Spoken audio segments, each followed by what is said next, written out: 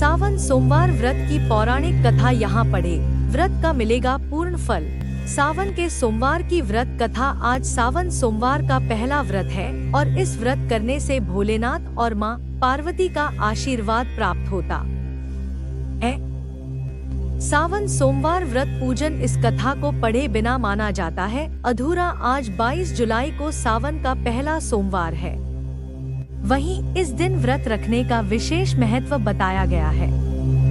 मान्यता है तो व्यक्ति इस दिन व्रत रखता है, उसकी सभी मनोकामना पूर्ण होती है। साथ ही भगवान शिव और माँ पार्वती का आशीर्वाद प्राप्त होता है। लेकिन इस दिन जो व्यक्ति व्रत रखता है उसको ये कथा पढ़ना जरूरी माना गया है। मान्यता है इस कथा के पढ़े बिना व्रत का फल प्राप्त नहीं होता है। आइए जानते हैं इस कथा के बारे में। किसी नगर में एक साहूकार रहता था, जिसके घर में धन की कमी नहीं थी, लेकिन उसे संतान सुख प्राप्त नहीं हुआ था, जिस कारण वह बहुत परेशान रहता था। पुत्र प्राप्ति की इच्छा से वह हर सोमवार व्रत भी रखता था और पूरी श्रद्धा के साथ शिव मंदिर जाकर भगवान शिव और पार्वती जी की आराधना करता था।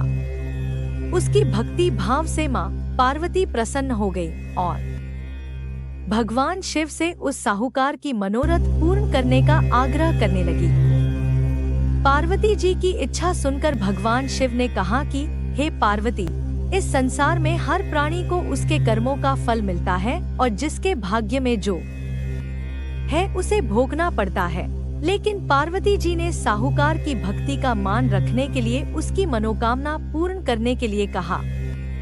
माता पार्वती के आग्रह पर शिवजी ने साहूकार को पुत्र प्राप्ति का वरदान दिया, लेकिन साथ ही यह भी कहा कि इस बालक की उम्र केवल 12 वर्ष ही होगी। माता पार्वती और भगवान शिव की बातचीत को साहूकार सुन रहा था, जिसे सुनकर न तो उसे कोई खुशी थी और न ही दुख।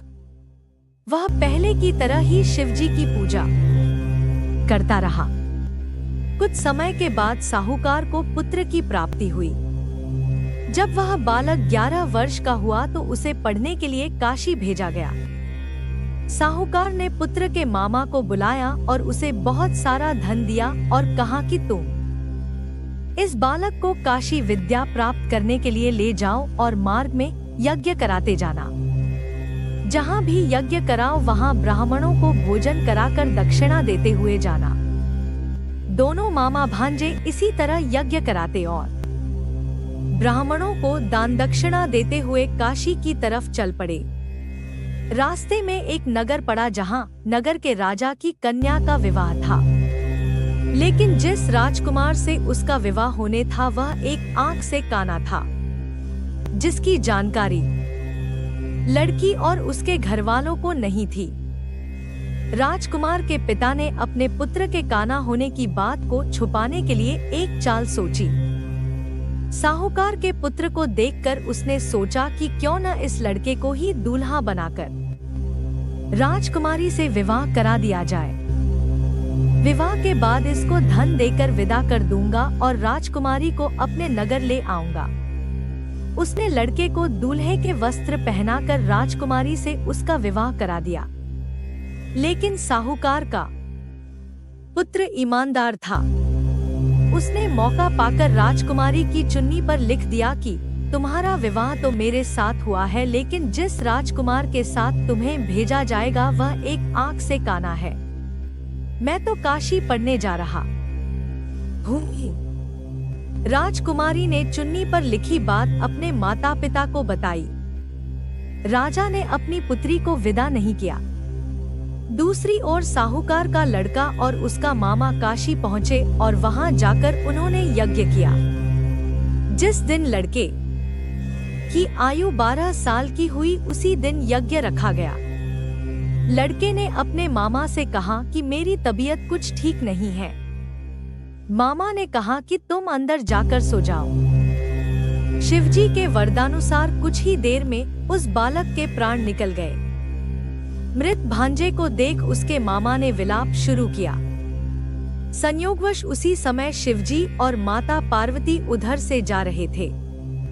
पार्वती ने भगवान से कहा, स्वामी, मुझे इसके रोने के स्वर सहन नहीं हो रहा। आप इस व्यक्ति के कष्ट को अवश्य दूर करें। जब शिवजी मृत बालक के समीप गए तो वह बोले कि यह उसी साहूकार का पुत्र है जिसे मैंने 12 वर्ष की आयु का वरदान दिया। अब इसकी आयु पूरी हो चुकी है। लेकिन मातृभाव से विभोर माता पार्वती ने कहा कि हे महादेव, आप इस बालक को और आयु देने की कृपा करें, अन्यथा इसके वियोग में इसके माता पिता भी तड़प तड़प कर मर जाएंगे। माता पार्वती के आग्रह पर भगवान शिव ने उस लड़के को जीवित होने का वरदान दिया। शिवजी की कृपा से वह लड़का जीवित हो गया। शिक्षा समाप्त करके लड़का मामा के साथ अपने नगर की ओर चल दिया। दोनों चलते हुए उसी नगर में पहुँचे जहां उसका विवाह हुआ था। उस नगर में भी उन्होंने यज्ञ का आयोजन किया। उस लड़के के ससुर ने उसे पहचान लिया और महल में ले जाकर उसकी खातिरदारी की और अपनी पुत्री को विदा किया। इधर साहूकार और उसकी पत्नी भूखे प्यासे रहकर बेटे के आने की प्रतीक्षा कर रहे थे। दोनों ने प्रण लिया था कि यदि उन्हें अपने बेटे की मृत्यु का समाचार मिला तो वह अपने शरीर त्याग देंगे, परंतु अपने बेटे के जीवित होने की बात सुनकर वह बेहद प्रसन्न हुए। उसी रात भगवान शिव ने व्यापारी के सपने में आकर कहा, मैं तेरे सोमवार के व्रत करने और व्रत कथा सुनने से प्रसन्न होकर तेरे पुत्र को लंबी आयु प्रदान कर रहा हूँ। इसी प्रकार जो कोई सोमवार व्रत करता है या कथा सुनता है उसके सभी दुख दूर होते हैं। दोस्तों, मैं माफी चाहती हूँ कि इस बार स्टोरी लेन में मुझे देरी हो गई। डियर फ्रेंड, आपको कैसे लगी ये कहानी? अच्छी लगी तो वीडियो को लाइक एंड चैनल को सब्सक्राइब करें। Thank you. मिलते एक नई कहानी के साथ।